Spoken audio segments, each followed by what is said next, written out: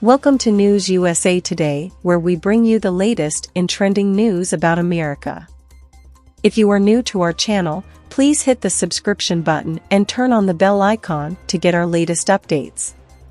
Former gubernatorial candidate Kari is calling attention to a recent ruling in Georgia ordering a new election after officials identified a number of systemic irregularities that potentially impacted the result, just days after she lost her own effort to overturn the result of her race in Arizona or hold a new election in Maricopa County. The case involved a rural county commission race in Screven County, where several candidates filed a lawsuit alleging incorrect ballots were issued to at least 24 voters, potentially altering the outcome of a county commission race decided by just 7 votes, the Georgia Virtue reported.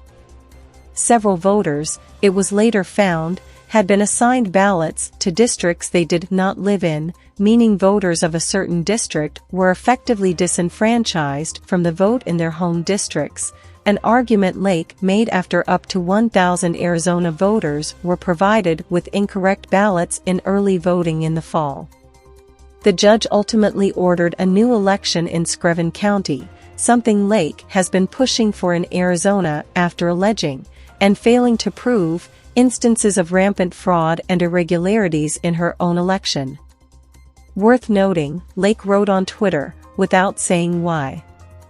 Screven County has just over 14,000 residents, Arizona has nearly 7.3 million. The ballots in question were just several doors away from the district boundary. Lake's race was statewide, and had no resemblance to the dynamic scene in a rural county commission race about 2,000 miles away. Screven County was also decided by 7 votes, Arizona by more than 17,000. But the Screven County case also had something Lake's case did not, evidence that the issues reported there had a tangible impact on the outcome of the election. While Lake's attorneys claimed in court that a printer malfunction caused some ballots not to be counted by machine, ballots that were submitted were ultimately counted by hand, and did not have any impact on people's ability to vote. Lake also failed to prove that the mishaps on election day were malicious and intentional, nor were her attorneys able to demonstrate that any of the issues she presented were significant enough to impact the election in any way.